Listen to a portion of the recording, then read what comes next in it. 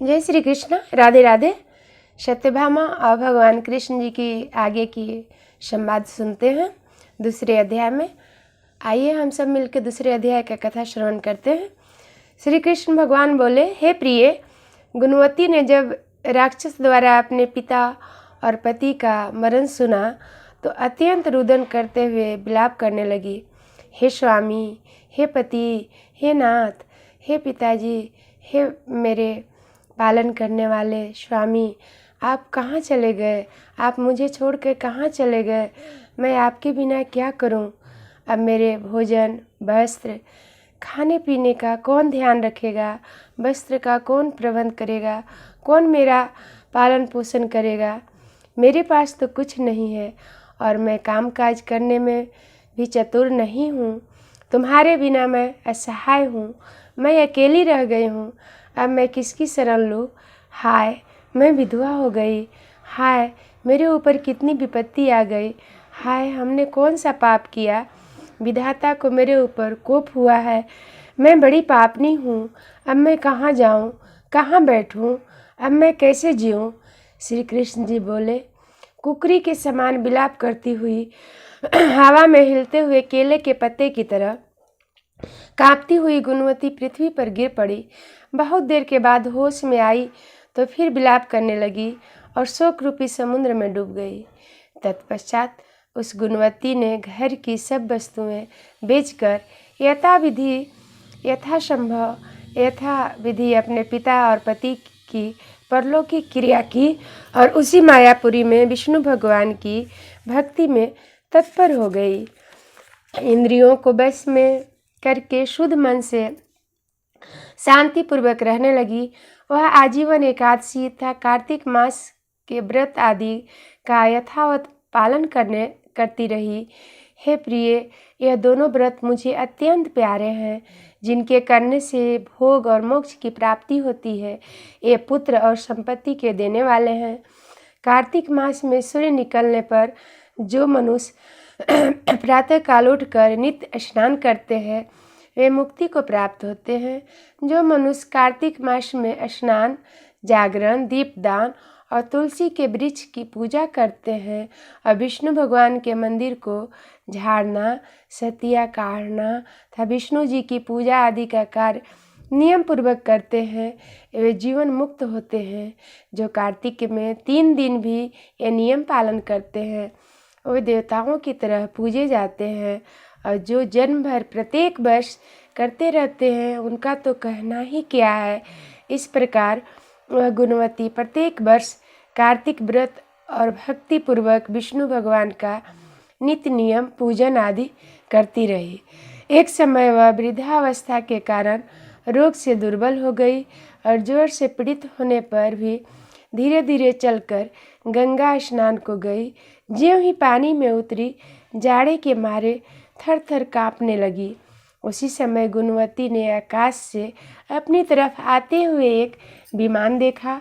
उस विमान में शंख, चक्र, गदा, पद्म आदि आयुधों को लिए हुए विष्णु स्वरूप चतुर्भुजधारी पार्षद विद्यमान थे। वे गरुड़ की ध्वजा वाले अप्सराओं से युक्त उस दिव्य विमान में गुणवती को बैठाकर वैकुंठ को ले गए। उस विमान में बैठी हुई गुणवती प्रदीप्त अग्नि के समान सुशोभित थी। इस प्रकार वह कार्तिक व्रत के प्रभाव से मेरे पास वैकुंठ धाम में आ गई। बहुत समय बाद वह ब्रह्मादि देवताओं से प्रार्थना से भी पृथ्वी लोक पर आया तो वे मेरे गण भी मेरे साथ आए हैं। हे भामिनी, ये सब यादव मेरे गण हैं। तुम्हारे पिता देव शर्मा भी इस जन्म में सत्राजित यादव होकर आए तथा तुम्हारे पति चंद्र शर्मा इस जन्म में अकुर हैं। हे शुभे, तुम वही गुणवती हो जो कार्तिक के स्नान के प्रभाव से मेरे लिए अत्यंत प्रिय हो। पूर्व जन्म में तुमने जो मेरे मंदिर के सामने तुलसी का बगीचा लगाया था, उसी पुण्य के कारण वह कल्प वृक्ष तुम्हारे आंगन में है। कार्तिक मास में जो तुमने पहले दीपदान किए हैं, उसी पुण्य के फल से तुम्हारी देह दीप्यमान है और घर में लक्ष्मी देवी का निवास है। उस जन्म में तुमने जो संपूर्ण व्रत आदि पति स्वरूप भगवान को अर्पण किए थे, इसलिए तुम मेरी प्रिय बनी हो। और तुमने जन्म से मृत्यु तक जो कार्तिक व्रत उपवास किए थे, उसके पुण्य प्रभाव के कारण हमारा और तुम्हारा कभी भी वियोग नहीं होगा। इसी प्रकार कार्तिक मास में नियम पूर्वक व्रत करने वाले लोग तुम्हारे समान ही मेरे प्यारे होंगे और सदा मेरे पास रहेंगे। अनेक प्रकार से यज्ञ, दान, व्रत, तप करने वाले मनुष्य को जो फल मिलता है, वही कार्तिक मास के व्रत के बराबर फलदायक नहीं है।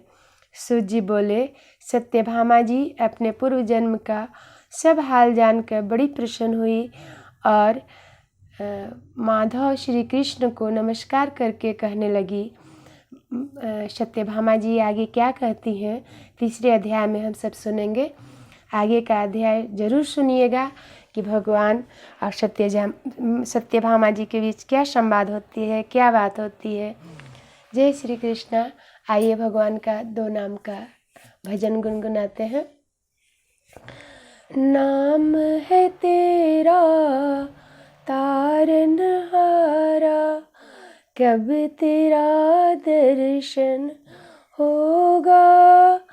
जिनकी प्रतिमा इतनी सुंदर, ओ कितना सुंदर होगा, ओ कितना सुंदर होगा। नाम है तेरा तारनहारा,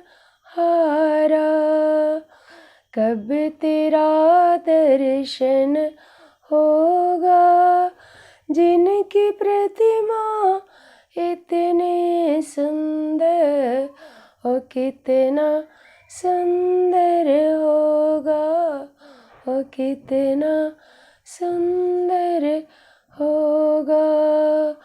तुमने तारे लाखों प्राणी, संतों की वाणी है। तेरी छवि पर ओ मेरे भगवन, ये दुनिया दीवानी है, ये दुनिया दीवानी है।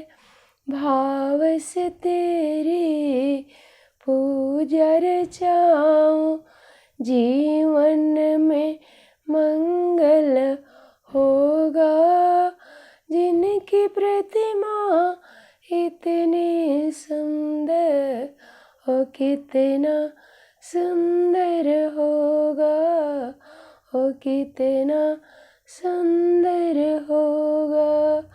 नाम है तेरा तारनहारा, कब तेरा दर्शन होगा। जिनकी प्रतिमा इतनी सुंदर, ओ कितना सुंदर होगा, ओ कितना सुंदर होगा। जय श्री कृष्ण। राधे राधे। कार्तिक में भगवान कार्तिक के महात्म सुनने से श्री का वृद्धि होता है, संतान सुख, सौभाग्य, धन, लक्ष्मी सब प्राप्त होते हैं। जय श्री कृष्ण। राधे राधे।